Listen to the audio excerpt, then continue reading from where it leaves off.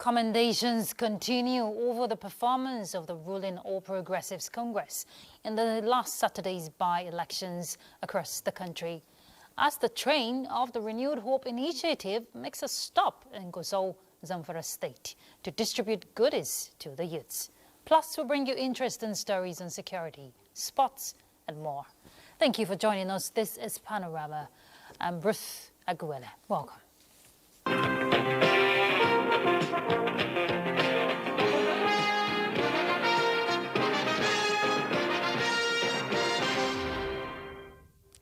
The Independent National Electoral Commission has announced results in some constituencies amongst the 12 states of the Federation where elections, the by-elections, were held on Saturday, August 16, 2025. Annie Daniels compiled some of the outcomes for us. Let's see that. From Onitsha, Steve Lona-Nwokolo reports that the All Progressives Grand Alliance candidate Abga for the Onitsha North constituency won. Mimi former Azikiwe emerged winner after beating her African Democratic Congress opponent. While Adeshola Ayola Elebeji of All Progressives Congress, APC, has been declared winner of Remo Federal constituency by INEC in Ogun State. The just completed by-election in the Kene, Shagamu, and Remo North Federal constituency has written a new chapter in our democratic story. The victory did not come by chance. It is the result of dedication. While in Jigawa State, Professor Salu Ibrahim Ismail, returning officer of the by-election, declares Mokhtar Rabiu Garki of the APC winner of the Garki Federal constituency with 38,449 votes. Rabiu Garki of APC, having satisfied the requirement of the law, is hereby declared the winner and is returned elected. Felix Bagudu of APC emerged winner of the by-election in Chikun Gajuru Federal Constituency seat in Kaduna State, having secured 75% of the total votes. And in Kogi State, Ayodele Bibemi reports that the by-election for Kuratu State constituency, Musa Hassan Yakubu of the All Progressives Congress has been declared winner. Having satisfied the requirement of the law and scored the highest vote of 55072, have been declared as the winner of this election. And in Anambra South Senatorial District, Dr. Emmanuel Nwachukwu of ABGA has been declared winner after securing 9,640 votes. In Abuja, Annie Daniels, NTA News. And President Bola Tinubu congratulates all the winners of Saturday, August 16 by-elections in the 16 constituencies across 12 states. The president commends the Independent National Electoral Commission for the hitch-free elections, mostly devoid of violence. Following the results declared by INEC, the All Progressives Congress won in 12 constituencies. The All Progressives Grand Alliance won in 2, while the People's Democratic Party won in 1. And the New Nigeria People's Party won in 1 as well. President Tinubu congratulates the new APC National Chairman, Professor Nentawe Yilwatda, for the emphatic first victory recorded under his leadership. He also congratulates APC governors and other leaders on the success of the by-elections. President Tinubu commends all the political parties and candidates who participated in the election and enjoins them to continue to be guided by the spirit of sportsmanship, fair contest, and magnanimity, which are enablers of enduring democracy. Meanwhile, the governing All Progressives Congress says the landslide victories recorded in the last Saturday's by-elections across 12 states are a strong indication of President Bola Ahmed Tinubu's endorsement of excellent performance in office. In a statement signed by its National Publicity Secretary, Felix Morka, the governing party commends the party for implementing the Renewed Hope agenda across critical sectors that touch lives and impact the nation's economy. The statement also appreciates the national chairman and progressive governors for their unwavering commitment in deepening internal democracy and sustaining the principle of fairness and justice in all its affairs. Felix Morka also expresses gratitude to INEC and the security forces for ensuring a free, fair and transparent process, and congratulates winners of the outcome of the by-elections, which further demonstrates the growth and advancement of Nigeria's democracy. We'll flip to other issues. No fewer than 2,000 youths in Zamfara State are to undergo a 3-day digital literacy training under the renewed hope agenda of President Tinubu. The training aims to unlock participants' digital potentials. Let's hear from Haliru Mohammed. The renewed hope agenda President Bola Ahmed Tinubu is pushing for increased digital literacy in Nigeria, with several initiatives being introduced to boost digital literacy, particularly among the youth. These are parts of the 2,000 prospective beneficiaries of the initiative drawn from across Zamfara State, receiving training on digital marketing, cyber security, data analysis, and social media monetization, among other areas for enhanced economic growth. They can actually do all that, say their mind online, and gain from it. These improvisations of ideas of digital literacy empowerment of the youth is a very good foundation.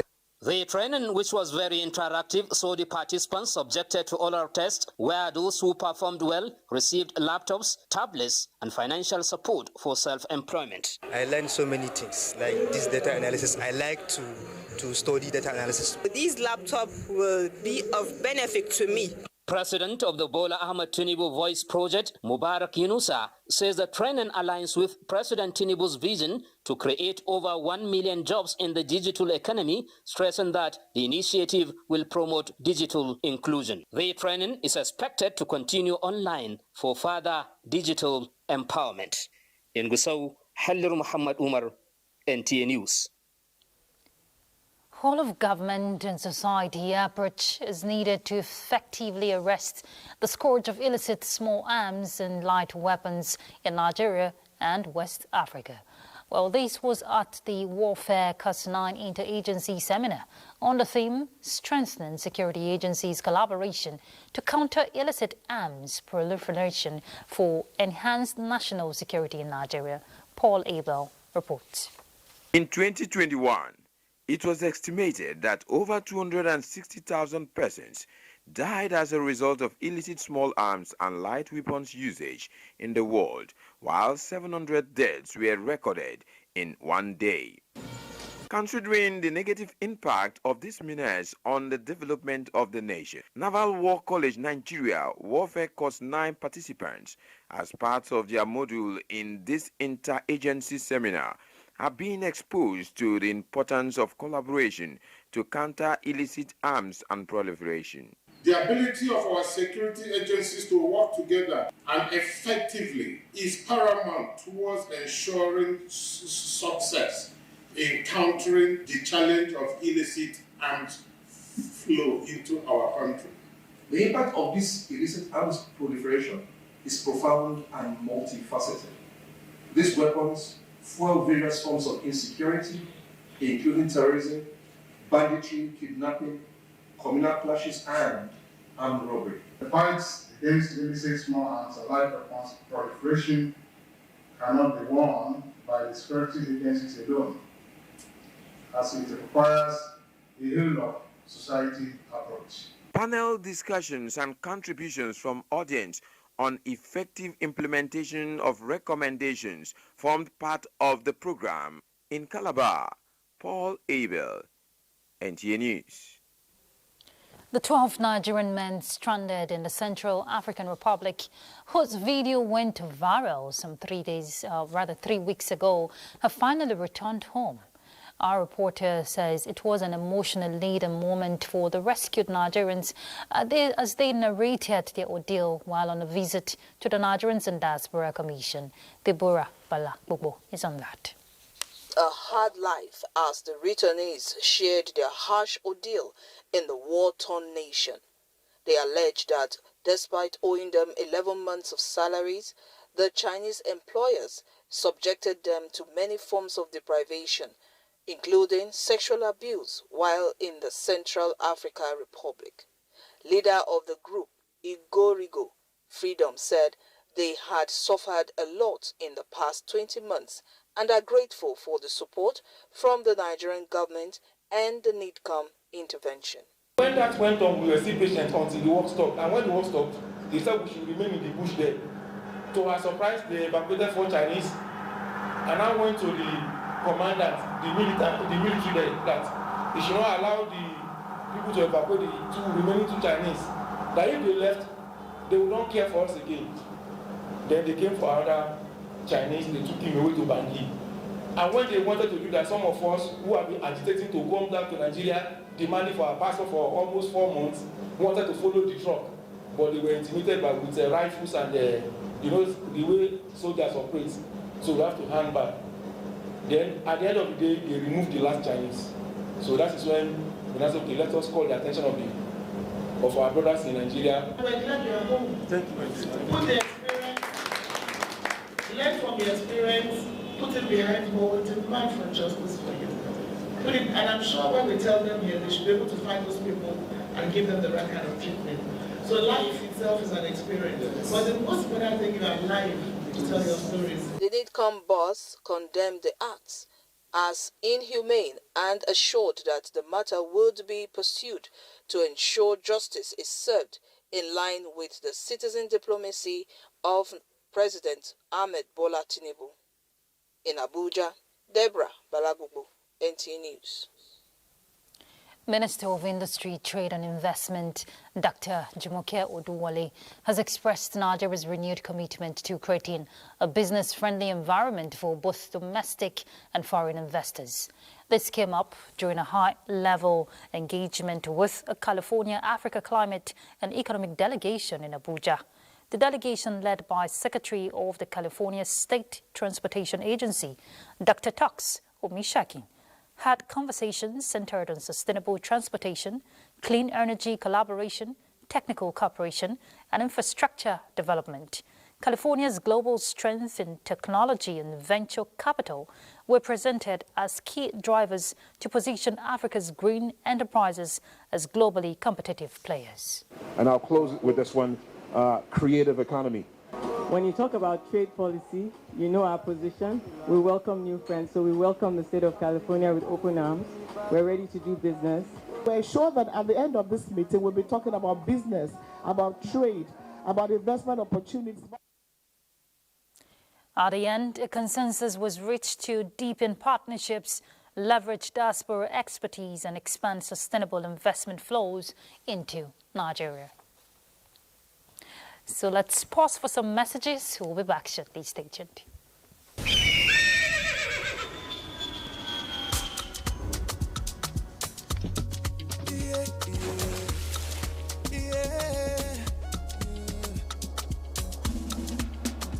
From the Atlantic across the savannah to the Sahara, we rise, a land of the free, we know they tire. We dream great, our spirit is undying. Resilient, rooted like palm tree, we sway in colors, with undying demand. We make solutions, we ignite passion, yeah. Ethnicity is unique, we have more than just a nation. We are Nigeria, strengthened in unity, we know they carry life. Together live the dream of a land with great destiny. We are Nigeria. I am the real Nigerian. Brought to you by the National Orientation Agency, NOA.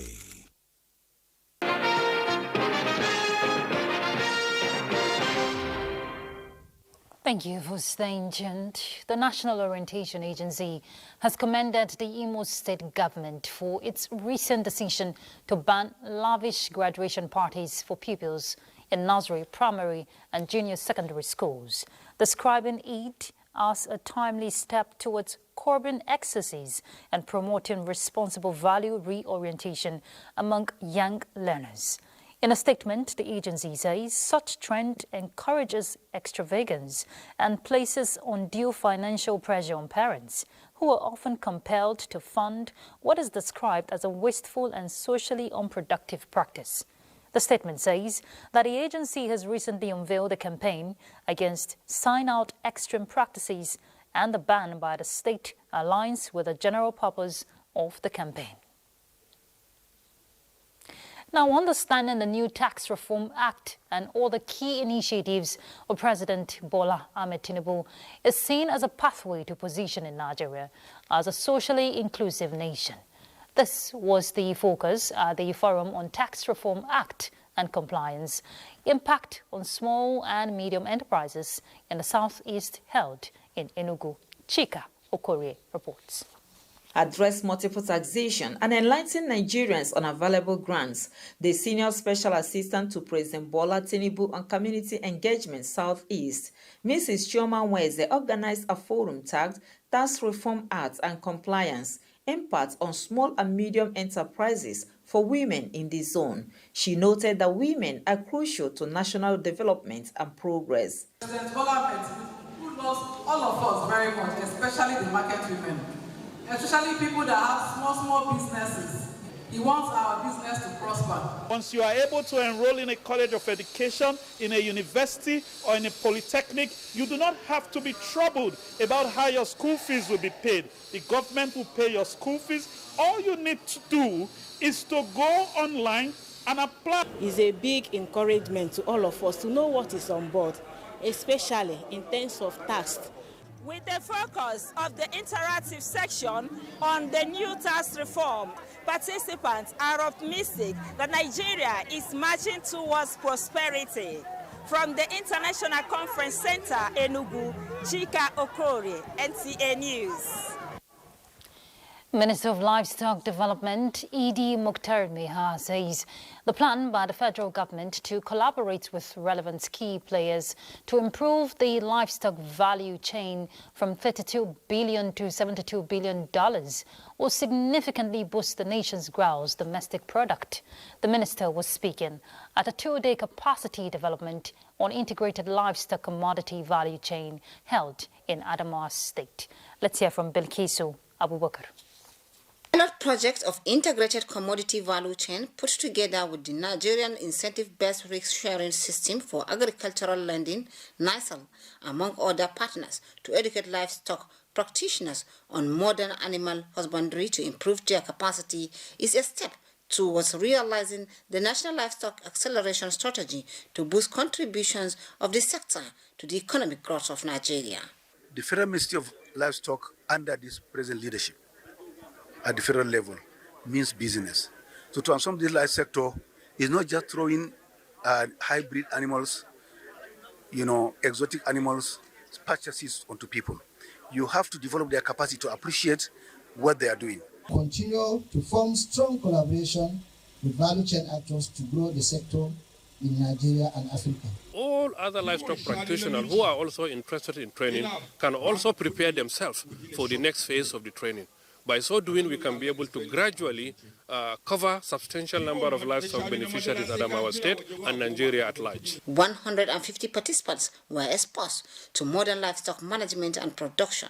We have learned much in this training that when we utilize it, I think it will bring so many changes in our community. We have been trained on how to fatten animals in just a little period of time.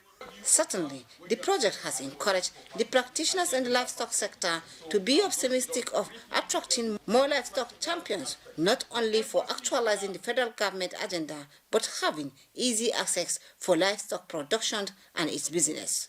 In Yola, Bilkisu Abubakar, NTA News.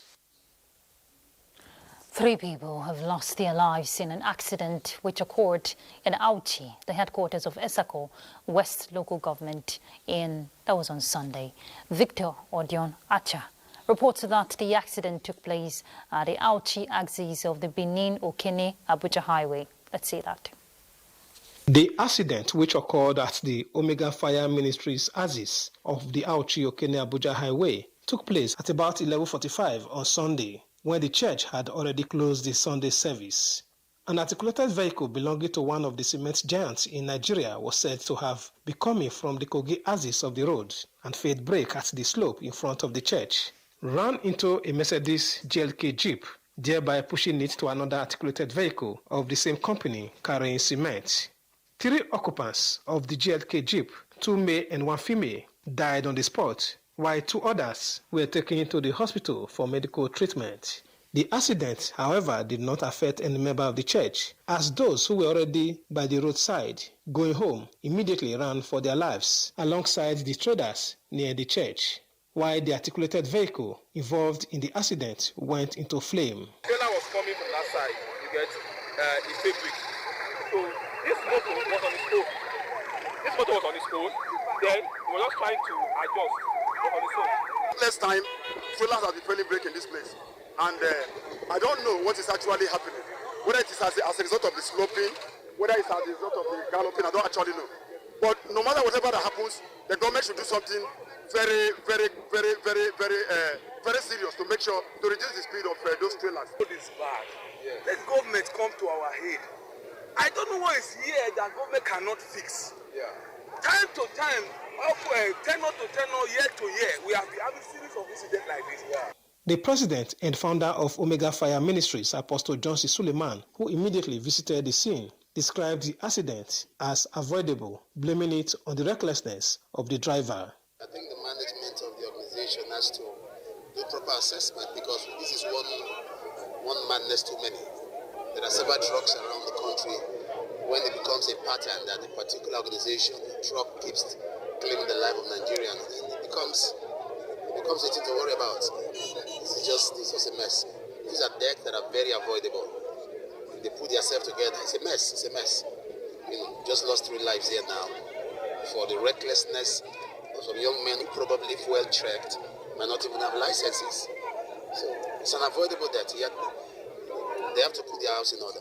At the time of filing this report, officials of the Federal Road Safety Corps and Church Security were on ground to ensure safety on the road, while the Auchi Polytechnic firefighting machine was immediately mobilized to put out the fire in the accidented vehicle to prevent it from explosion. In Auchi, Victor Odion Acha, NTA. 3 years after launching a manhunt for him over drug trafficking offences, a 36-year-old notorious drug kingpin has been arrested by the National Drug Law Enforcement Agency in Asaba, Delta State. The suspect was caught while attempting to move 250 blocks of skunk in his distribution bus. Salwal Khalil Ibrahim reports. The suspect came under searchlight in connection with the seizure of 24.137 kilograms of skunk and 10 grams of molly, but thereafter went underground. However, following credible intelligence, NDLEA operatives in Delta State were able to arrest him along with one of his aides while they were trying to move 250 parcels of skunk for distribution.